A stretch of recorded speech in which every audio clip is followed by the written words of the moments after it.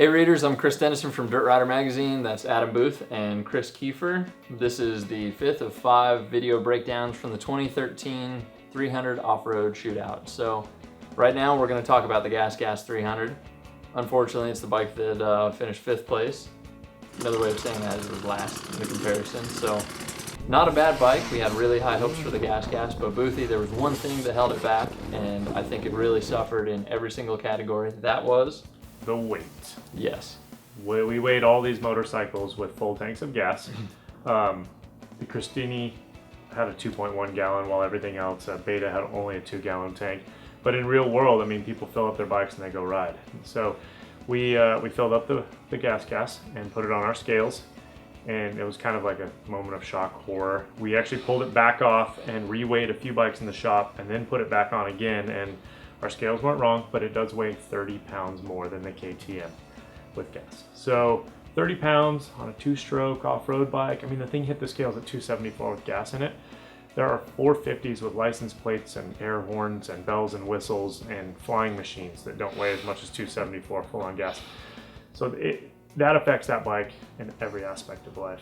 Unfortunately, yeah, that hurts it.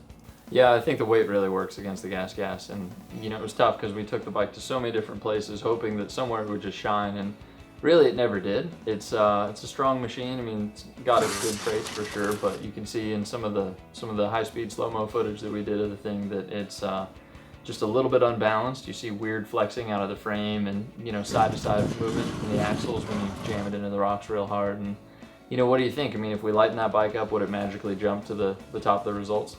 It would help. I think the air box and the air filter size is hampering it a little bit, because when we compare that motor, which is exactly the motor the Christini has, they're both Gas 300 motors, it doesn't rev out as hard on big hill climbs.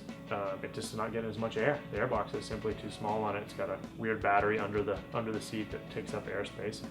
And then the suspension, and I think the frame and everything works against it. The suspension's really stiff, even in slow stuff, and fast stuff, it kind of beats you up and doesn't settle down ever. Mm-hmm. Yeah, and Kiefer, like Boothie said, with the power, we want more. We want more. So, what would you do to get more power out of that thing? You think open up the airbox, or is just in dire need of some modifications? Well, it's heavy, so you're gonna have to, you know, when you have something heavy, you're gonna have more horsepower. And if it's about on par horsepower-wise as everything else, you're still, you know, at a disadvantage. Of course, volume in an airbox is always key. You don't have enough volume, you don't get horsepower.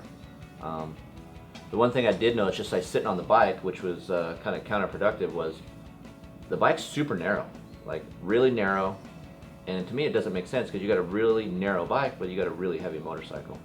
And side-to-side movement, you know, you want to make a quick change in the trail, you want to make a quick turn, doesn't correlate with the rider at all. So Kiefer, I think one thing that stood out with the Gas is that when you ride the bike by itself, it's not a bad machine, but you know, we're kind of splitting hairs when you compare the thing versus the KTM, which is totally dialed in. That bike won the shootout. The Husaberg, very similar to the KTM. Even the Beta and the Christini, you know, stood above the Gas in a lot of spots. So that begs the question, who is this bike for? It's for the guy who wants something different, you know, and maybe wants to tinker with his bike a little bit and, you know, kind of custom tailor it to himself.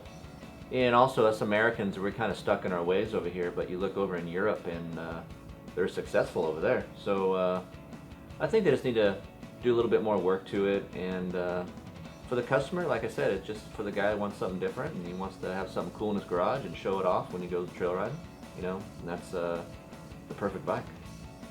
Yeah, so overall opinion of the Gas, I think it's got some things it can improve upon just to get the ranking up there compared to the other bikes. But you know, Boothie, what's your overall takeaway? You spent a ton of time riding the Gas, and you know, do you think it belongs? Do you think they need to send it back to the drawing board? Where do you stand? I don't know if the drawing board necessarily, but they do need to find a way to lose at least 20 pounds. There's no reason for it to be that much heavier. The electric start on it is pretty predominant on the left-hand side of the motor. I mean, many people mistake that thing for like an oil canister, emissions box, place to park your car.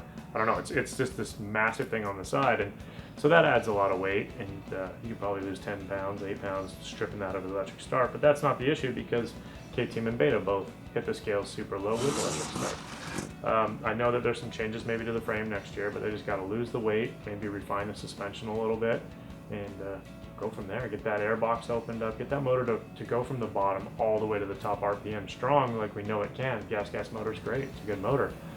they just need to refine what they're working on there.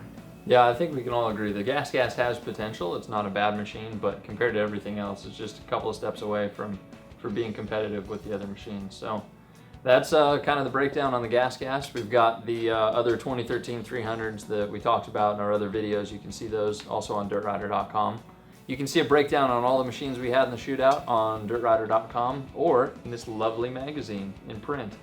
So if you have like an iPad or some sort of tablet, you can go to Apple Newsstand. The August 2013 issue is always available on there.